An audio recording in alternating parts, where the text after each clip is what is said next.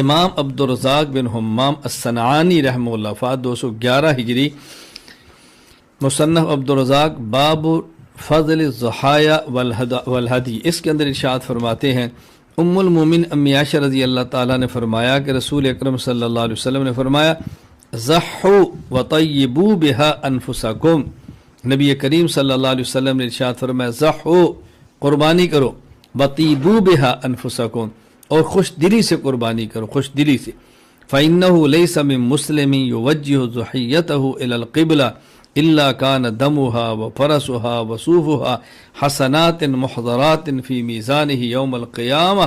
اللہ اکبر۔ فرمایا مسلمان جب اپنی قربانی کا رخ قبلہ کی طرف کرتا ہے تو اس کا خون، گوبر اور اون قیامت کے دن میزان میں نیکیوں کی شکل میں حاضر کیے جائیں گے۔ یعنی رسول اکرم صلی اللہ فرمایا کہ جب مسلمان جانور کا رخ قبلہ کی طرف کر دیتا ہے تو اللہ تعالیٰ سب چیزیں لکھ لیتے ہیں۔ اللہ اکبر۔